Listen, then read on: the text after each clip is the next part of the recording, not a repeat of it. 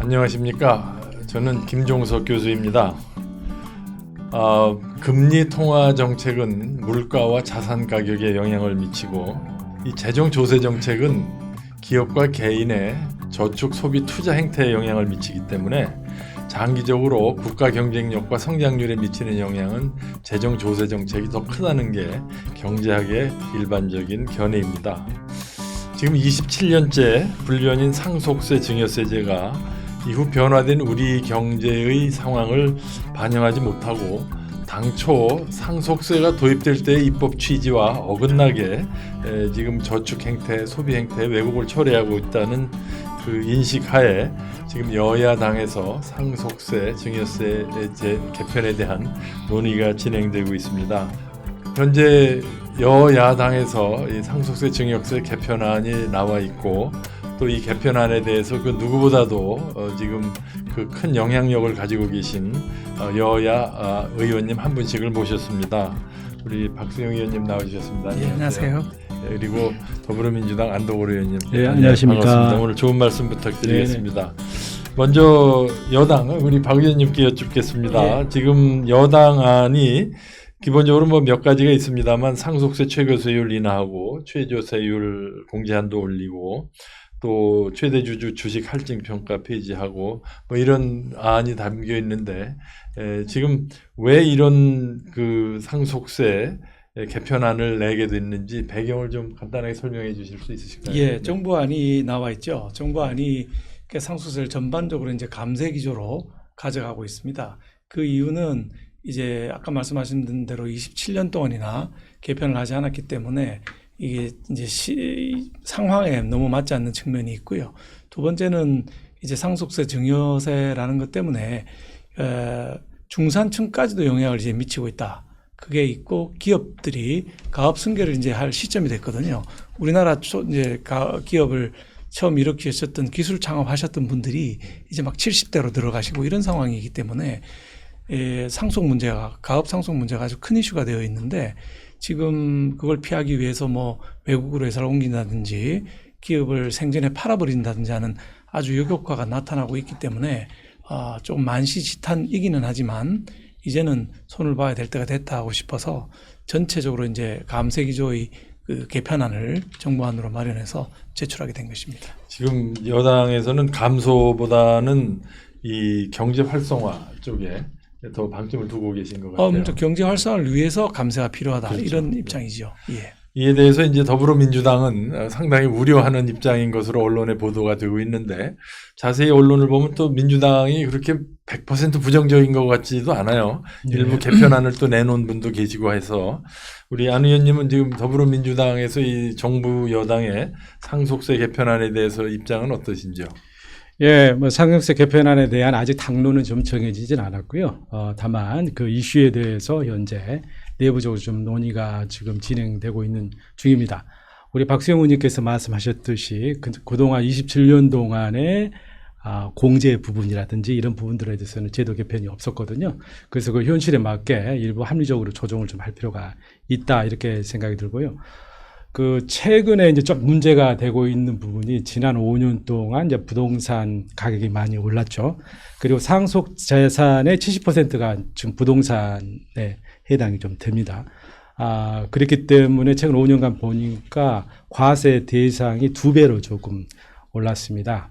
그래서 이렇게 갑자기 이렇게 세 부담을 안게 되시는 상속 가구에 대해서는 합리적인 조정이 좀 필요하다라고 생각됩니다.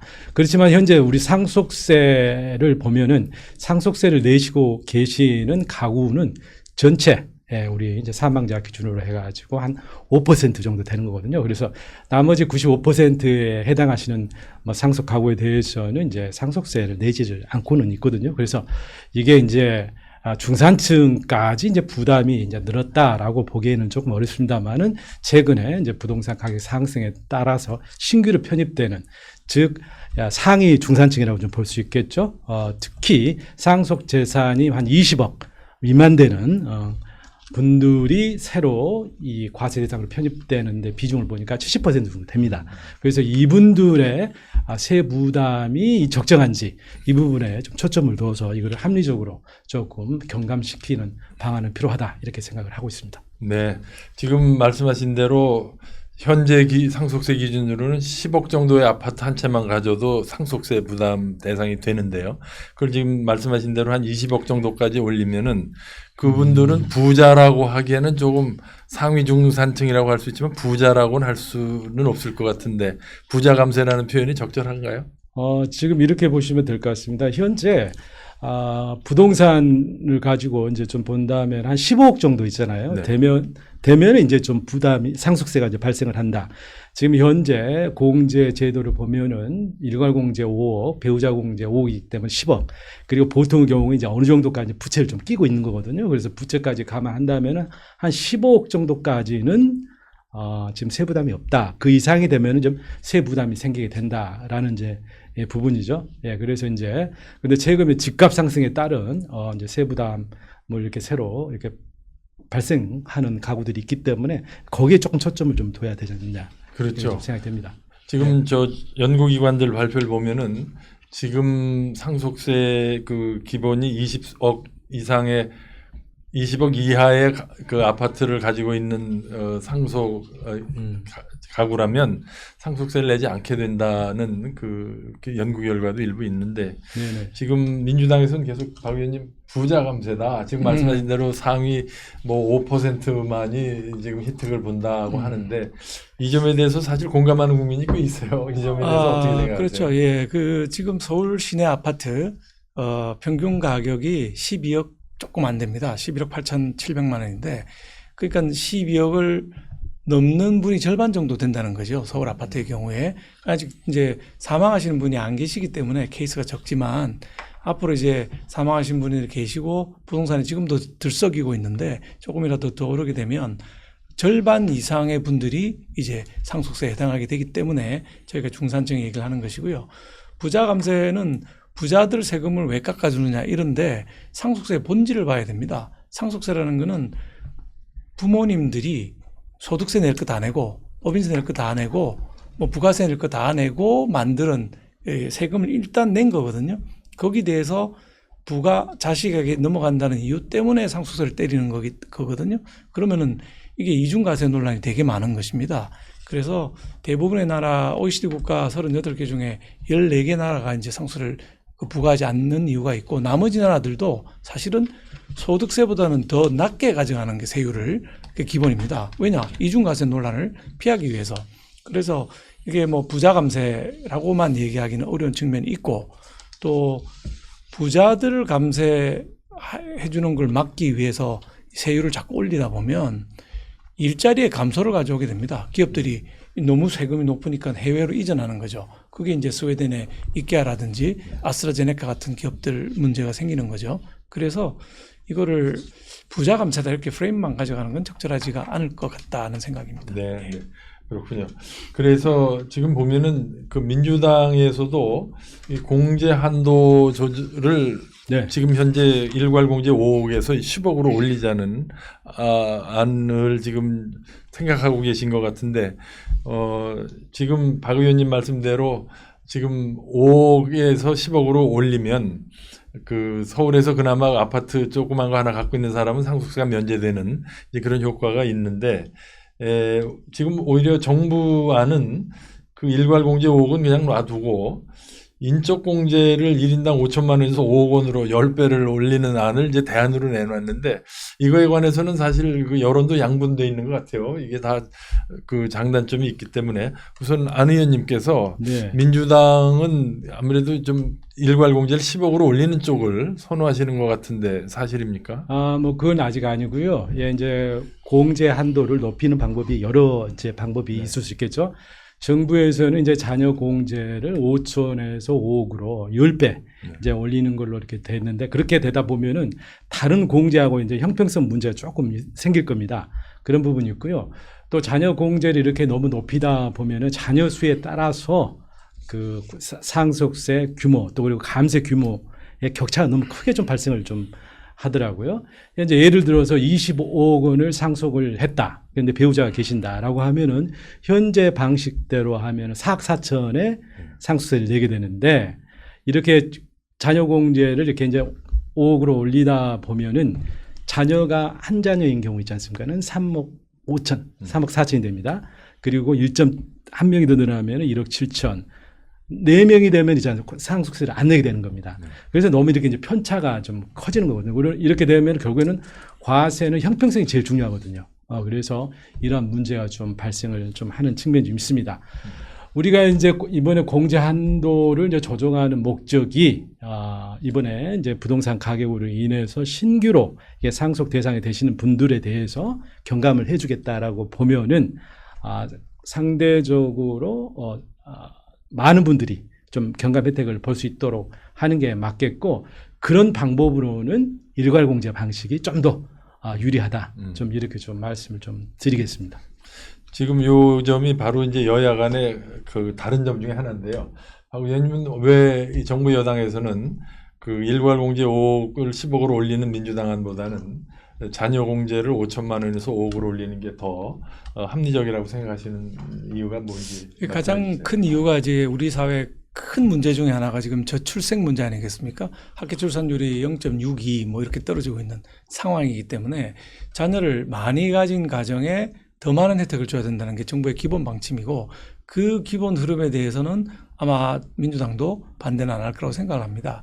세제 상속세 감면 부분에 있어서도 이 자녀가 많은 사람들은 조금 더 자녀가 많으니까 조금 더 세제 혜택을 줘서 자녀를 많이 갖게 되면 상속세도 혜택이 있구나 이런 그 느낌을 가질 수 있도록 만들어주는 것이 굉장히 필요하다고 보기 때문에 자녀당 5억으로 인적공제를 하는 방향으로 정부안이 지금 만들어져 제출돼 있습니다. 배우자 공제 같은 경우는 지금 뭐 5억 그대로 유지하는 걸로 지금 되어 있습니다만은 저희 입장은 사실 배우자 공제는 없애야 된다.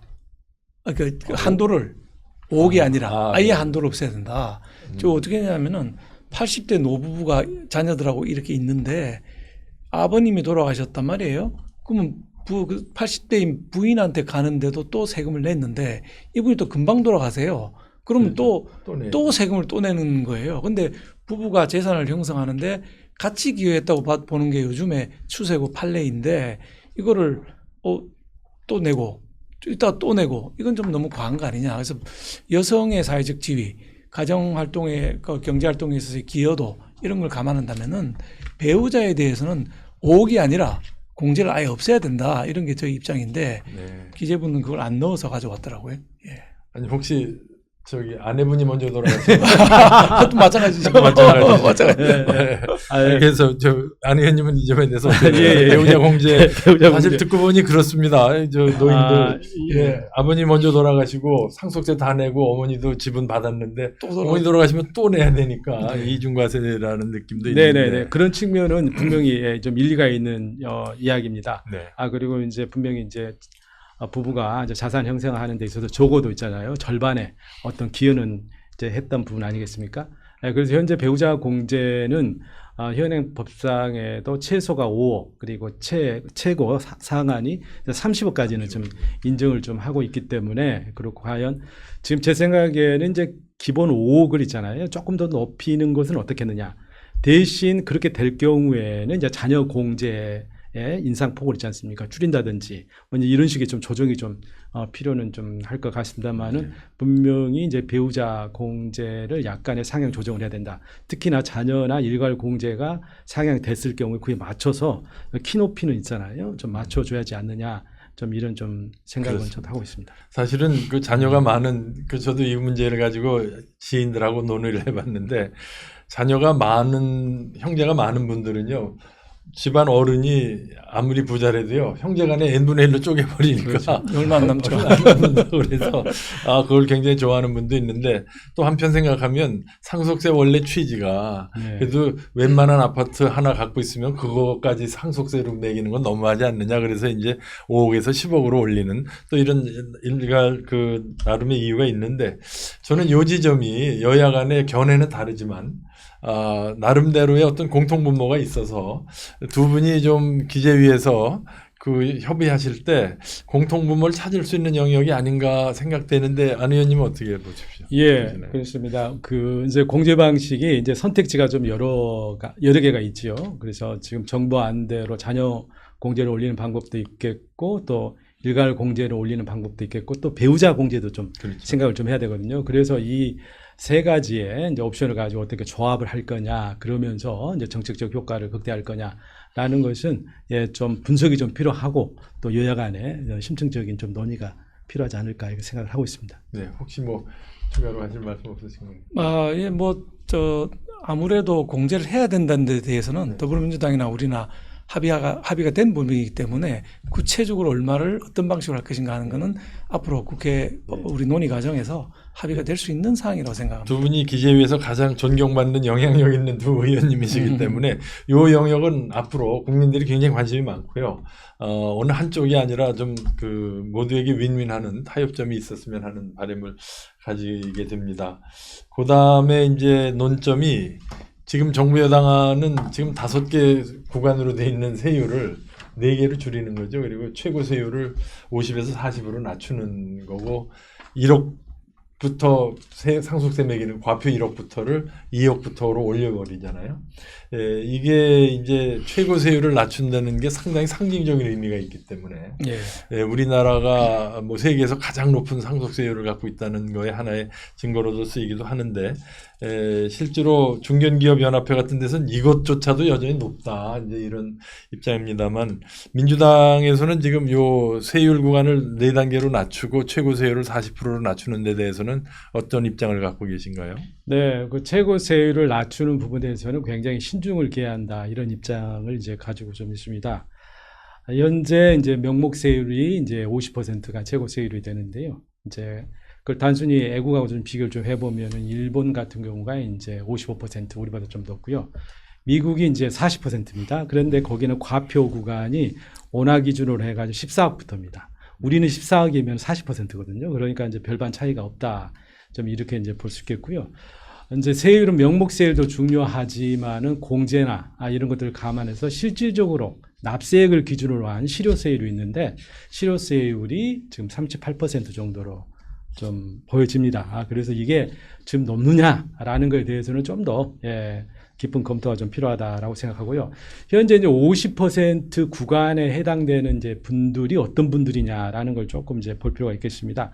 숫자로는 있잖아요. 작년 저 결정세액 기준으로 해가지고 1,251명입니다. 그러니까 숫자가 그렇게 많지는 않죠. 그래서 피상속인의 0.3%에 좀 해당이 되는데 이분들이 이제 물려주시는 상속세 재산 가액이 평균 1인당 207억 원 정도 좀 됩니다. 그래서 주로 이분들이 이제 고액 부동산을 이제 보유하고 계신 분들 그리고 대기업의 이제 대주주에 해당되시는 이제 분들이거든요. 그래서 이제 이런 분들은 어느 정도 담세 능력을 그래도 충분히 갖고 계시지 않느냐 이런 생각을 좀 하게 됩니다. 그래서 이제 이분들에 대해서 이제 최고 세율을 50에서 40으로 이렇게 낮추게 되면은 이분들 1,251명에 해당되는 이분들의 1인당 감세액이 14억 그렇게 되고요. 이제 500 이상이 되시는 과표 500 이상이 되시는 분이 한 이제 30명 가까이 되는데 이분들은 1인당 약 440억 원에 예를 들어서 감세 혜택이 좀 발생을 좀 하게 됩니다. 그리고 이게 상위 구간에 이제 이렇게 많이 몰려있기 때문에 10% 최고세율을 낮추게 되면은 세수 감소가 물경 1조 8천억 정도가 되거든요. 그래서 이게 적지 않는 또 세수 감소를 좀 가져오게 됩니다. 그리고 지금 정부 재정이 지금 어렵지 않습니까? 세수 결손이 크게 이제 문제가 되고 있고 하기 때문에 이런 세수 효과 등등을 다 감안하고 했을 때는 최고세율을 인하하는 부분에 대해서는 좀 신중을 기한다 이런 입장에 있습니다. 지금 안 의원님 말씀 들으셨는데요. 네. 지금 뭐 북유럽의 일부 국가는 아예 상속세를 폐지할 때 그 논의를 보면은 국부 유출에 대한 우려도 있고 뭐 이런 게 있는데 지금 정부 여당안에 한 단계를 줄이고 최고세율 40%로 하는 안이 어떤 점에서 긍정적인 효과가 있다고 보시는지 지금 안 의원님은 좀 부정적인 점 사실은 더 내려야 되는 겁니다. OECD 국가 전체 평균의 상속세가 26% 정도 되고요. 그 14개 나라는 아예 상속세를 부과하지 않기 때문에 부과하지 않는 나라를 빼고 나머지 포함해서 계산하면 이게 이제 13%, 14개국까지 0%니까 더 내려갈 거 아닙니까? 그렇죠. 그럼 13%까지 내려가는 상황인데 우리 기업들이나 우리 국민들도 이 이제 글로벌 경제 아닙니까? 국제적으로 경쟁을 해야 되는데 상속세가 높으면 자꾸 빠져나갈 우려가 있고 최근에 한 2달 전에 나온 통계도 보면 우리나라 국민들이 인구 대비 가장 많은 사람들이 해외로 이주를 하려고 한다. 그 고소득층에서 그런 보고서도 나와 있는 것이고요. 아까 우리 안 의원님께서 일본 얘기하셨는데 일본은 지금 뭐 명목세율은 55%라서 세계 최고이지만 이게 상속세를 부과를 하면은 20%만 먼저 냅니다. 그리고 기업을 계속 유지를 해서 예를 들면 5년을 계속 유지하게 되면 나머지 80%는 면제를 해주도록 돼 있기 때문에 실제 세율은 20%에 55%, 즉 11%밖에 안 되는 거죠. 그런데 우리는 뭐 최고세율 60%를 맞아야 되니까 사실은 굉장히 차이가 많이 난다고 볼 수 있고 그게 일본은 지금 33,000개가 넘는 100년 기업들이 있는 거죠. 우리는 뭐 9개밖에 없다고 그러는데 독일하고 미국도 뭐 2만 개, 1만 개 이렇게 있는데 일본이 제일 많거든요. 세율이 이렇게 돼서 그런 거지. 그게 뭐 일본 사람들이 문화가 좋아서 자기 기업 계속 유지하기 이런 것도 아닌 거죠.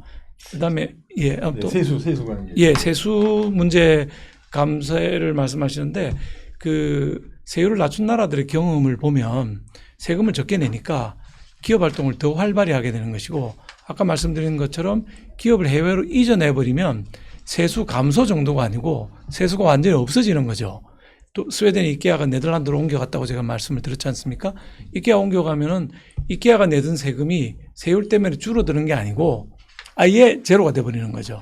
그럴 우려가 상당히 있고 지금도 싱가포르라든지 다른 나라로 이전해 가려고 노력하고 있는 기업들이 많은 것으로 알고 있습니다. 그다음에 상속세 때문에 M&A 당한 기업들도 많거든요. 우리나라의 그 37이라고 하는 손톱깎이 회사, 락앤락이라고 하는 회사, 그다음에 유니더스라고 하는 이런 회사들 전부 홍콩계 사모펀드나 중국 기업들에 매각이 됐습니다.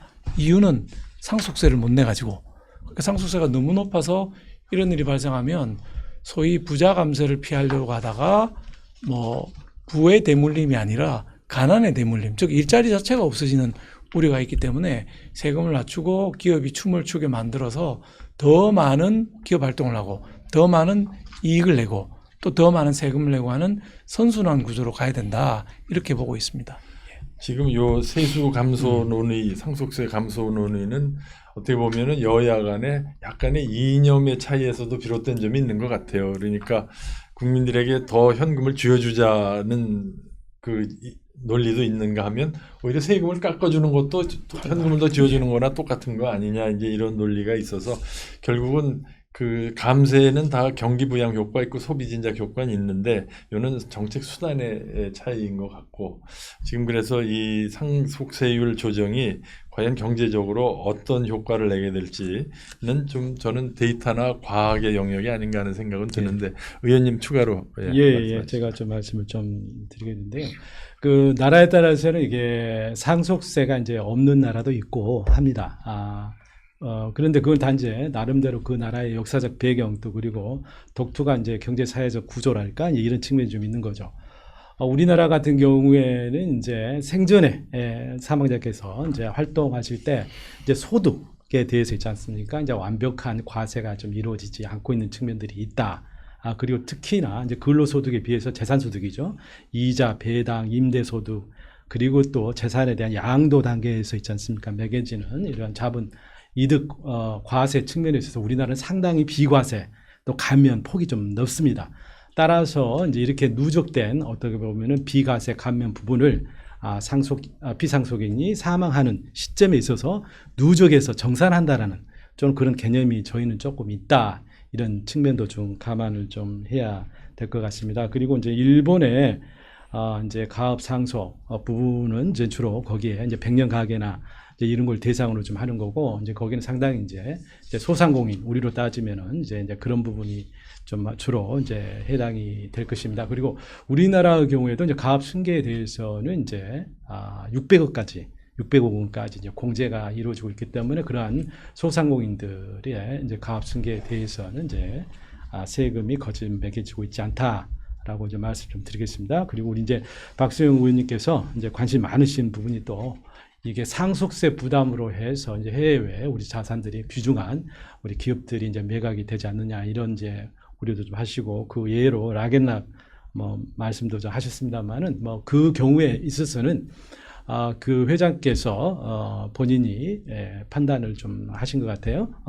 자식들에게 그거를 경영권을 물려주는 것보다는 사모펀드 자본력을 가지고 있고 또 이렇게 이제 경영의 특수한 노하우를 가지고 있는 기업들에게 넘기는 것이 기업의 가치를 좀 더 키울 수 있다라고 판단을 해서 했다라는 뭐 그런 언론 보도도 있고 지금 합니다. 그리고 우리나라 기업들이 이제 해외에 좀 많이 좀 이전할 수도 있다. 그리고 특히 뭐 이민을 이렇게 좀 많이 갈 수 있지 않느냐, 가는 요인으로 이게 상속세에 이제 과도한 부담이 작용하지 않느냐라고 하는 건데 이거에 대해서는 뭐 그 명확한 저는 뭐 근거는 좀 별로 없다 좀 생각이 들고 좀 그렇습니다. 그리고 이제 해외 이민에 있어서는 그게 이제 상속세 뭐 부담도 전혀 뭐 고려 변수는 뭐 없다고는 볼 수는 없겠습니다만은 주로 이제 교육이라든지 의료라든지 또 그리고 본인의 어떤 새로운 사업 기회에 대한 어떤 그러한 측면들을 다 고려해서 되지 않느냐 이런 좀 측면이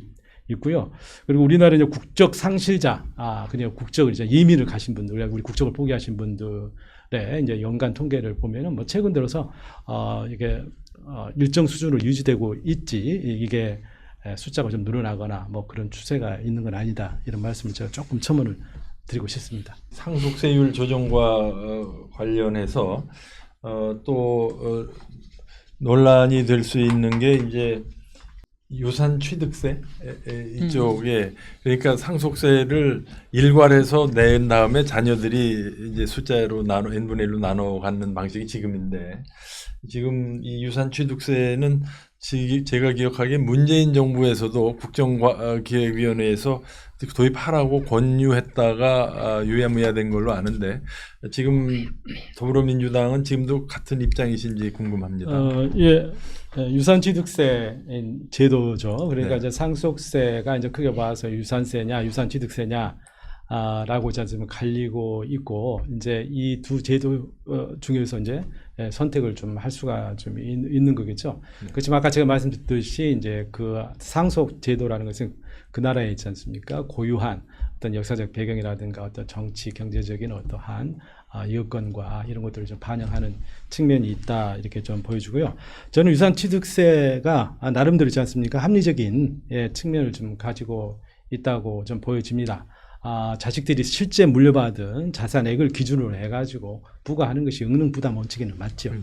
그렇지만 또 한편 측면에서 보면은 또 이제 과표가 이제 크게 뚝 떨어지는 거 아니겠습니까? 그렇기 때문에 그 세 부담이 크게 이제 경감이 되는 측면들. 그러면 현재 우리 고액 재산가들에게 이제 집중이 되어 있는 그 상속세 부담의 어떤 경감폭이 너무 좀 과도하게 되는 측면이 좀 있다는 측면이 있고요. 또 하나는 또 세수가 또 너무 좀 급감하는 어떤 측면이 있습니다. 그리고 기술적으로 보면은 이렇게 자녀 위주로 하게 되면은 자녀 공제 같은 있지 않습니까? 공제 같이 공제를 하기는 어렵습니다. 그럼 그런 걸 배제하게 된다면은 외려 그 과세 대상이 소액 이렇게 상속 받으신 가구 중심으로 해가지고 더 늘어나 버리는 좀 그런 경우도 좀 생길 수가 있거든요. 그래서 요 문제는 좀 치밀하게 있잖아요. 그 좀 제도를 좀 설계를 좀 해야 되고 예상되는 문제점에 대해서 이제 보완책도 같이 좀 이렇게 검토가 좀 돼야 할 것 같습니다. 그래서 지금 기재부에서도 유산취득세 제도 도입에 대해서 내부적으로 지금 용역을 좀 해서 연구를 좀 하고 있는 거고 이게 그렇게 쉽게 결정할 수 있는 문제는 아니다라고 아마 검토가 이루어지고 있는 걸로 좀 알고 좀 있습니다. 그래서 저는 이거에 대해서 우리가 제로 베이스에서 이제 검토할 단계는 돼 있습니다만은 이 유산취득세는 우리의 상속세 제도의 근본적인 변화를 가져오고 또 세수 그리고 또 과표 그리고 중요한 것은 또 상속세는 증여세하고 쌍둥이 그렇죠. 세제입니다. 거기에 미치는 영향이 또 크거든요. 그래서 전체적인 다른 세제와 조합 문제까지도 다 감안을 해서 이거는 검토가 좀 돼야 된다라고 생각합니다. 이 유산취득세 문제는 그 국민의힘의 여당에서도 긍정적으로 고려하는 걸로 아주 알고 긍정적으로 있는데요. 보고 있고요. 이번에 정부안에는 빠져 있습니다. 그래서 이제 왜 빠졌느냐? 긍정적으로 검토하기로 추경호 지금 원내대표가 부총리 때 긍정적으로 검토하겠다고 공식적으로 얘기를 했는데 왜 이번 개편에 빠졌느냐를 따져봤습니다. 그랬더니 이게 아까 우리 안도걸 의원님 말씀하신 대로 다른 거하고 자녀 공제라든지 뭐 일괄 공제라든지 이런 거하고 너무 연결이 돼 있는 게 많아서 조금 더 공부하고 연구를 해야지 제도에 뭐 구멍이 안 생기겠다고 해서 이번 개편에는 안 들어갔지만 내년도 개편에는 반드시 들어갈 것이다 이렇게 보고 있습니다. 이게 이 응능부담 안도걸 의원님 말씀하신 응능부담 원칙에 따라서 받는 만큼 세금 내야 되는 건 확실히 맞고요. 그다음에 조세 체계의 정합성이라는 측면에서 봐서도 사실 증여세는 받는 사람이 내는 겁니다. 수증자가 내요. 그렇죠. 근데 상속세는 지금 주는 사람, 돌아가신 분이 내는 형태가 돼 있죠. 받는 사람 자기 응능이 아니지 않습니까? 그렇죠. n분의 1이. 그러니까 이게 조세체계의 정합성을 봐서라도 증여세하고 같이 받는 사람이 몫으로 내는 것이 더 맞다 그렇습니다. 이렇게 보고 있습니다. 예.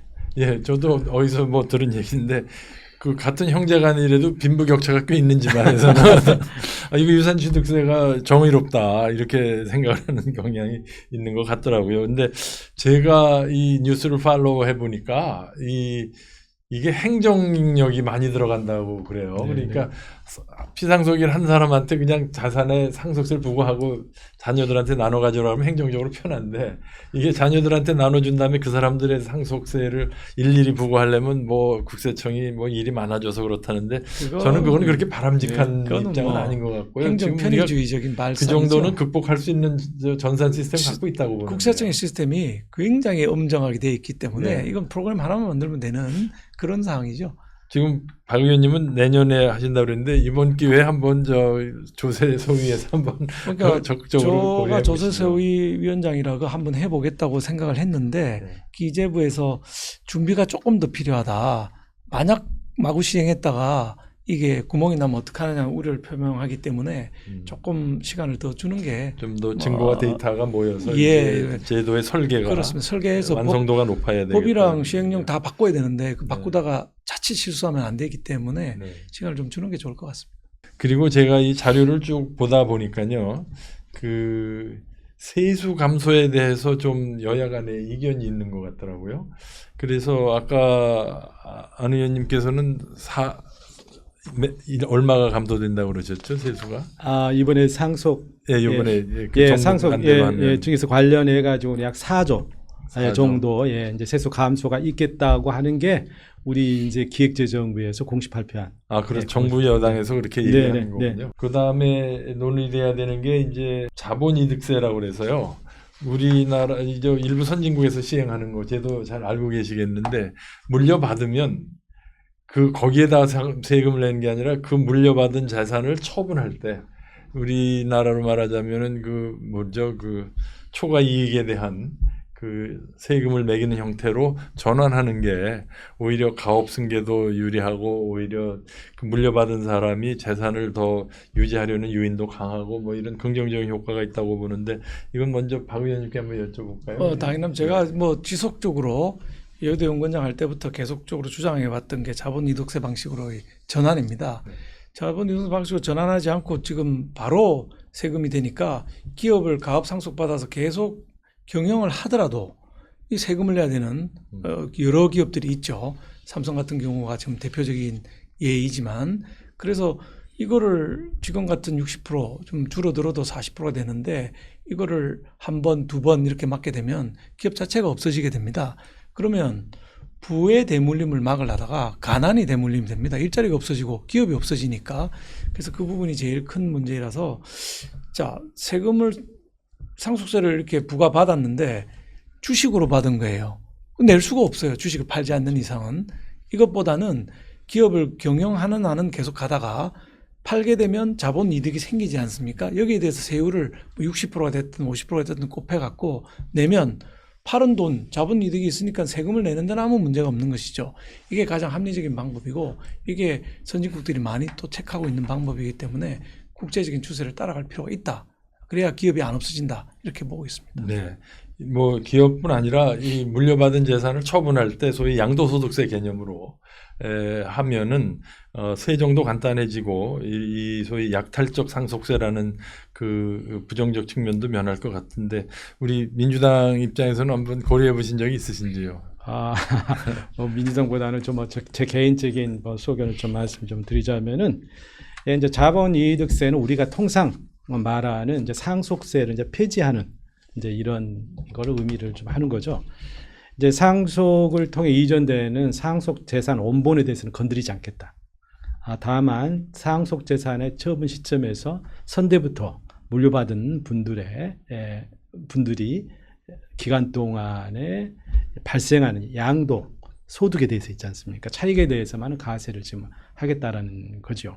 그렇게 된다면은 우리 이제 상속세 자체를 이제 어떻게 보면 이제 폐지하는 거고, 그러면 상속세의 기본적인 이제 기능이 있지 않겠습니까? 이제 부의 대물림의 규모를 그래도 최소한 있잖아요. 사회 공적 측면에서 좀 최대한 줄여서 자산 간의 자산 격차를 좀 줄이고 어떤 공정한 어떤 기회 균등을 좀 보장하고 어떤 사회의 역동성을 좀 이렇게 보장하는 활력 있는 사회를 좀 만들어야 된다라는 측면에 있어서는 이제 상속세의 역할을 하여튼 부인하는 어떤 그러한 결과를 좀 초래한다 이렇게 생각되고요.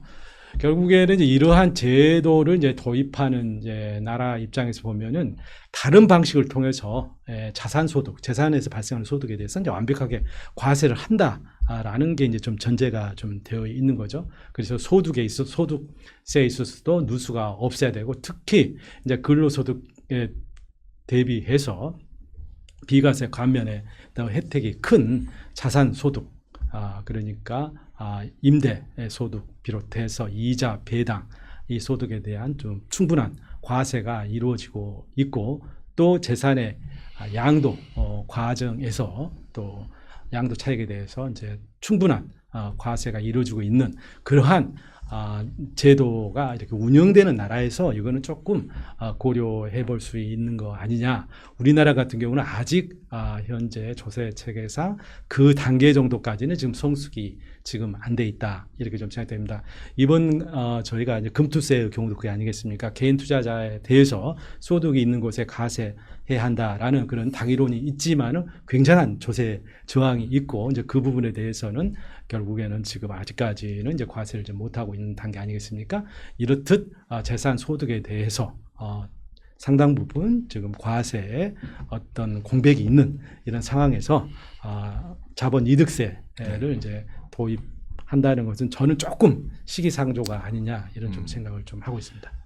근데 국민 입장에서 보면 아파트 한 채를 부모한테 물려받았는데 그냥 그 아버지 살던 집에서 사는 건데 나중에 팔 때 자산 가치 상승에 대해서 소위 그 세금을 내는 게 더 맞지 않느냐는 입장도 그렇게 있는데요. 이야기할 수도 있겠지만은 부모님이 평생 벌어서 예를 들어서 10억짜리 있지 않습니까? 아파트를 자식은 그대로 받는 거 아니겠습니까? 이제 그 부분에 대해서 뭔가 있잖아요. 국민적 합의가 필요하다. 뭐 과세는 있어야 되지 않느냐라는 생각은 좀 듭니다. 혹시 박 글쎄요, 의원님 추가로? 이제 부모님하고 살던 집, 가업 상속이 아니더라도 네. 거기 한 15억 되는 집을 물려받았는데 세금을 뭐 1억 몇 천만 원 내라 한다. 그럼 자녀는 그 돈이 없기 때문에 부모님하고 살던 집을 팔아버리는, 즉 가족을 해체시키는 이런 우려도 있기 때문에 저는 뭐 자본이득세 방식이 절대적으로 옳다고 보고 계속 주장을 해오고 있습니다만, 이 부분도 사실은 기재부에서는 상당한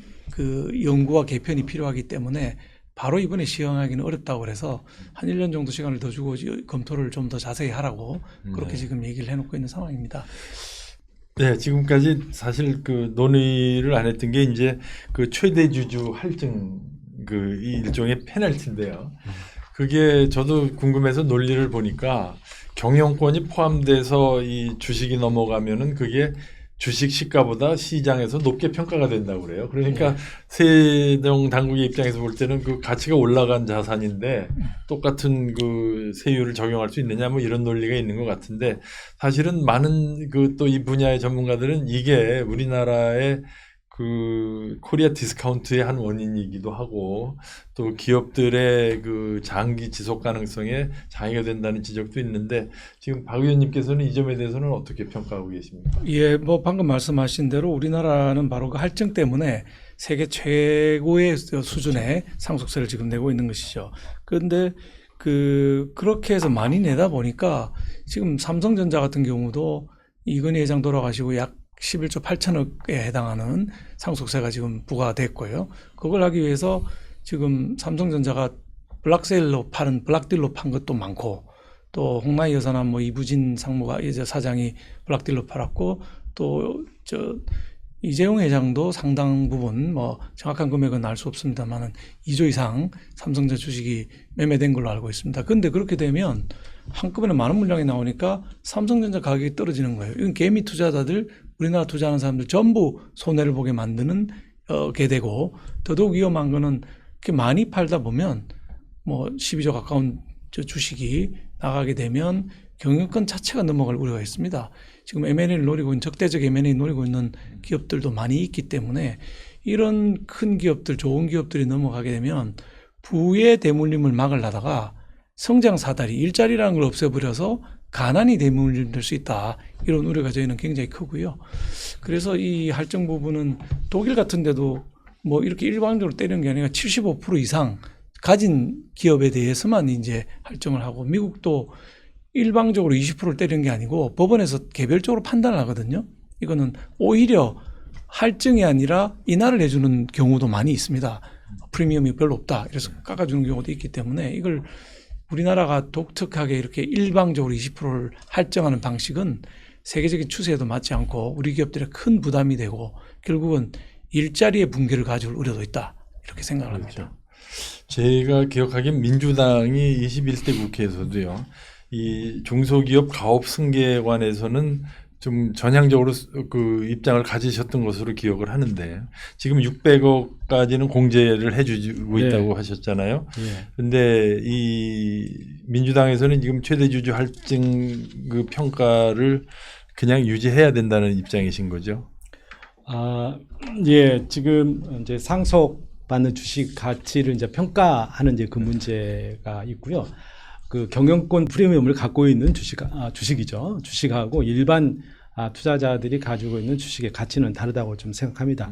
그게 이제 시장에서 정확하게 가치 평가할 때 반영이 되는 거고요. 그럼 반영을 어떻게 할 것이냐라는 건데, 이제 과세 당국이 개별적인 과세 물건에 대한 평가 과정에서 반영하는 방법이 있고, 우리나라의 경우에는 예측 가능성을 높이기 위해서 제도적으로 20%라는 있잖아요. 이제 숫자를 책정을 해가지고 그거를 이제 일괄적으로 좀 매기고 좀 있다고 보여집니다. 그리고 실제 이제 경영권 프리미엄 수준이 어느 정도 될 거냐라고 보면은 이제 학계 연구에 따르면 40에서 60% 정도 될 거다라고 하고, 우리 이제 기획재정부에서 전번에 발표한 이제 공식적인 자료에 따르면 25.8% 정도가 이제 프리미엄으로 볼 수 있다라는 겁니다. 그러면 현재 우리가 상속세에서 적용하고 있는 이제 프리미엄 할증 평가가 이제 20% 정도가 해당되는 거거든요. 그러면 단순히 이제 그 계산만 한다면은 어떻게 보면은 좀 할인되고도 있다라고 하는 뭐 주장도 있을 수가 좀 있겠습니다. 그러나 분명히 아까쯤에 우리 박수영 의원님께서도 말씀하셨던 이제 이런 부분에 대한 좀 우려 사항은 있고 해서 그동안에 제도 개선이 좀 이루어져 있죠. 그래서 19년도에 세법 개정을 통해서 할증 대상에서 중소기업은 아예 이제 배제를 조금 했었고요. 대기업의 경우에도 이제 주식 지분 비율이 50% 이상이냐 이하냐 따라 가지고 20% 30% 차등 적용을 했습니다만은 30% 구간을 없애고 20%로 이렇게 단일화를 시켰던 이러한 그 완화 조치가 좀 있었다라고 좀 보여집니다. 그래서 이런 부분에서는 좀 더 시장의 좀 상황이라든지 이런 걸 좀 보고 이거는 좀 판단을 해야 하지 않느냐 이런 생각을 좀 하고 있습니다. 지금 아까 모두에서 말씀하신 대로 이제 우리나라 기업이 이제 50년, 60년 돼서 창업하신 분이 이제 자녀들한테 넘어가는 기업이 속속 이제 나오고 있는데, 지금 이 최대 주주 할증 평가 제도라는 게 일종의 불이익을 주는 거거든요. 그래서 뭐 누구 말로는 손자까지 가면 대개 그 기업은 이제 국영기업이 된다. 이런 최근에 넥센이 뭐 기재부가 2대 주주가 물납을 했습니다. 주식으로. 그 얘기가 나오는데 국민의힘 안은 40%로 최대 세율을 낮추고 그리고 할증 없애를 없애고, 그러니까 이제 우리나라의 기업들의 최대 주주들도 그냥 40% 세율로 적용을 받게 되는 그 효과가 있겠습니다. 그런데 지금 일부 전문가들은 또 국제 그 금융계에서는 한국에서 최근에 상당히 그 고액 순자산 그 보유자들이 해외로 자산을 이동하는 현상이 잡히고 있다는 지적이 있습니다.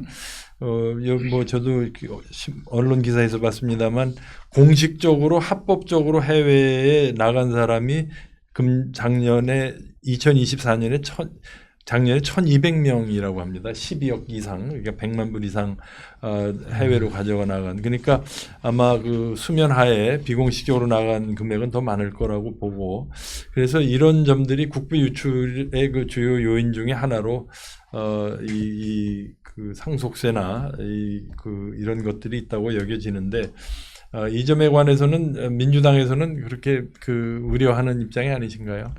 예, 이제 그 통계 자료가 이제 영국의 이제 투자 이민 컨설팅 업체에서 네. 이제 추정한 이제 그렇습니다. 자료겠죠. 그래서 네. 이제 금융 자산 우리나라 돈으로 하면 예를 들어서 이제 한 10억 이상 네.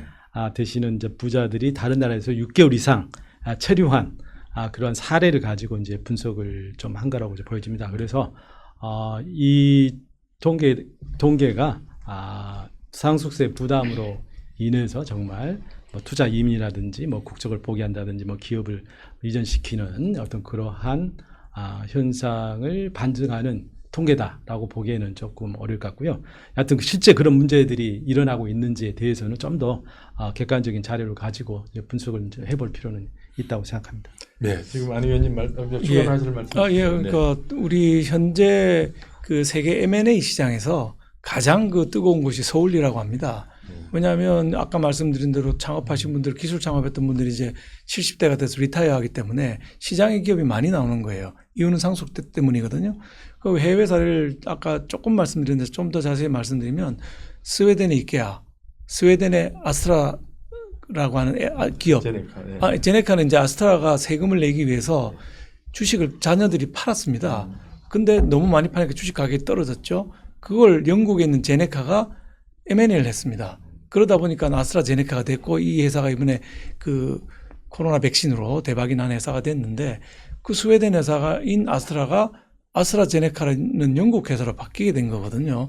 이케아 네덜란드로 이사를 가버렸거든요. 그러니까 이런 걸 생각하면 우리가 소 잃고 외양간 고칠 수는 없다. 선진국의 사례를 보니 세금이 너무 상속세가 너무 높으면 가더라.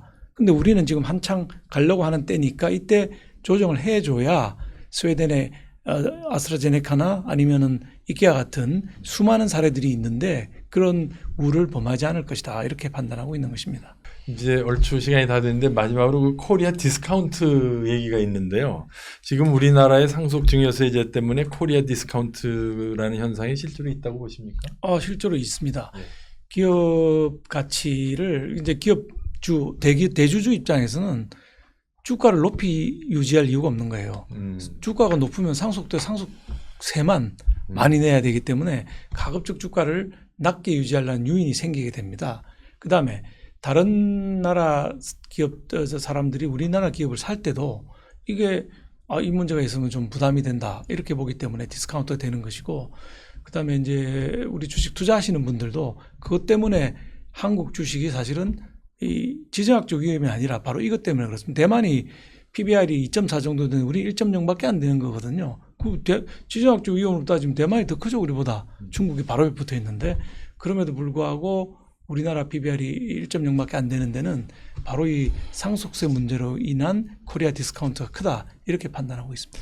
안 의원님께서는 이 경영권 프리미엄 때문에 주가가 디스카운트 되는 경향이 있다고 보십니까? 뭐 전혀 있잖아요. 뭐 영향이 없다라고 보기는 어렵겠지만은 코리아 디스카운트 주식 저평가의 근본 원인이 어디 있겠느냐?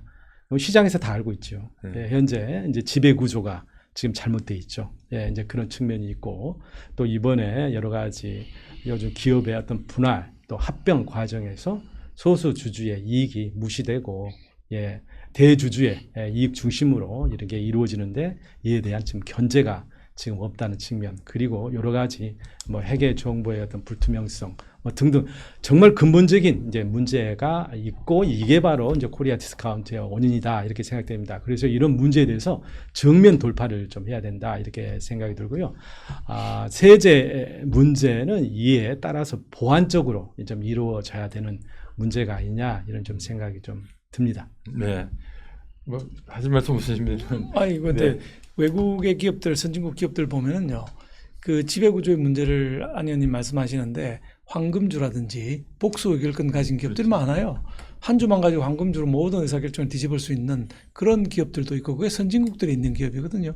우리나라의 지배구조가 대주주 위주로 넘어가고 소액주주 뭐 무시한다고 하는데 사실은 제도적으로 보면 외국보다 그렇게 나쁜 측면은 아니고 기업을 만들고 운영하면서 자본을 넣고 자기 리스크를 가졌던 사람에 대한 평가가 우리는 오히려 너무 낮게 되어 있다 이렇게 네. 보고 있습니다.